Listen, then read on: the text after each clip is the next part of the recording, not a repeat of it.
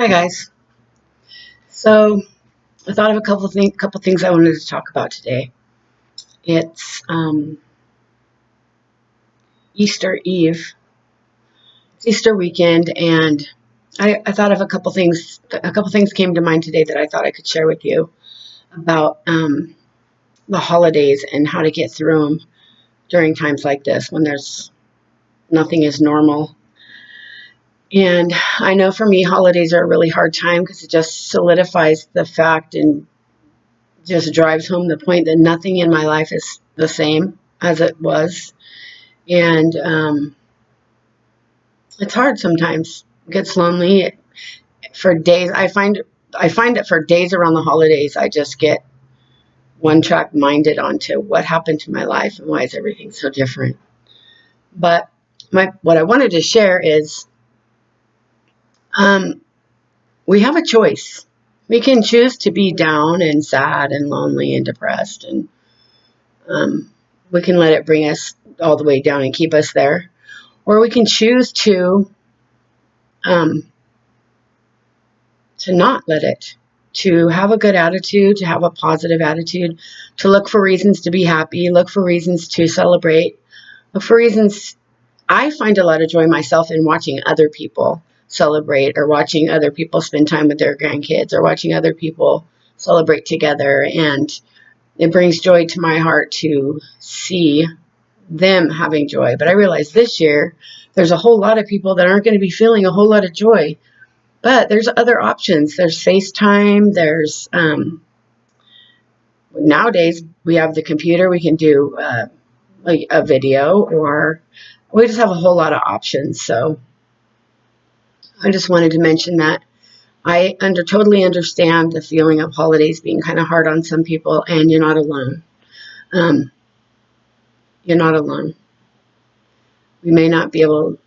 There's a bunch of us out there that are all feeling the same way. So my the only thing that I have to offer is just to encourage you to reach out to someone else. And for instance, I like to see Easter for what it is. This is the weekend, not technically the weekend, but this is the weekend we've chosen to celebrate what Jesus did for us. And I'll just give you a couple things that I believe about what Jesus did for us. So I find it helpful to just literally take myself back to the day, to be one of the apostles, or to be one of the somebody standing there when he went through what he went through. And sometimes I think we look at what Christ did for us, or the church looks at what Christ did for us, like it was so far away and so far removed, and so and I think we almost just we trivialize it. We don't realize the impact of it because we don't. It's Jesus. The gospel has almost become like a side note in the church, like it's just over here. When actually the truth is the gospel is the church. The gospel is the reason why we're here.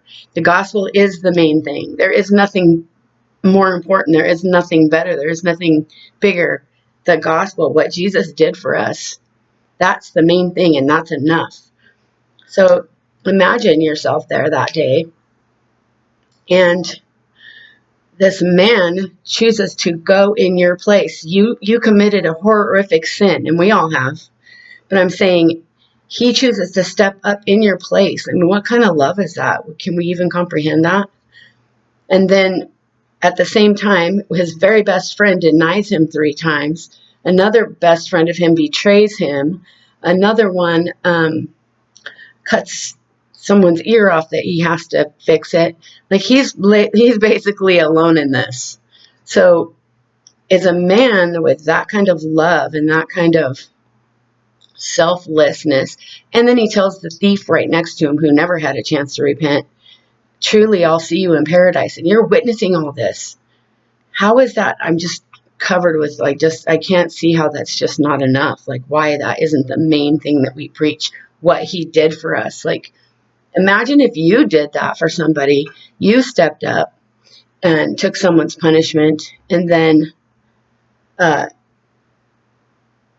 that wasn't even recognized, or it wasn't even not that that's why he did it, but I don't know. I look at what he did and I just feel it so personally, and then by that I want to live a life. I'm going to live a life that glorifies him, because I want to, not because I have to, but because I love him and because I want to. And the other thing I was going to say is, I forgot. I'm going to have to learn to edit eventually, you guys, so I can cut this stuff out. But for now, I don't know how. But anyway, I don't know. Just what Jesus did for us was enough. And this is what we're celebrating this weekend. And I just encourage all of you to maybe read an account of the day of what he did for us. And oh, I know what I was going to say. So I personally live from the place of grace. I live from the place of freedom. I live from the place of walking in the Spirit. I live from the place of wanting to please Him and live the life that He's told. You know, He's laid a list of, not rules, but a list of guiding us to live a certain life for our own benefit, for our own fulfillment, for our own good. And so rather than not live a life of sin and not live a life in the flesh, I choose to live a life in the Spirit and to live a life walking in the Spirit, because walking in the Spirit gives you the power to not walk in the flesh, rather than fighting the flesh and fighting the flesh and fighting the flesh on your own, and then it doesn't work. It didn't work for me. I see it doesn't work for a lot of people. But when you choose to walk in the Spirit, then that's where you get the power to be able to live the life that Christ has called us to live, which is a life of goodness and wholeness and cleanliness and beauty and peace and love and unity and life and all the good things. So I love him so much. And I want you, if you don't know him, maybe you could get to know him. And the way I would encourage you to do that is to read the book of John, read the red letters in the Bible. Just start with that. Eventually, you might probably want to read the whole Bible, but get to know him on your own, one-on-one, and find out who he really is. So you're going to love him. So anyways, I guess that's pretty much all I have to say. I wish everybody a happy Easter, and encourage you not to forget what the real reason is. It's not the Easter Bunny. It's Jesus. And I think that's all I have to say. I will see you guys when I have something else to say. If I have something to say every day, then I'll post every day. But if I don't have something to say, then I'm just post when God gives me something to say. So, okay. Talk to you guys soon.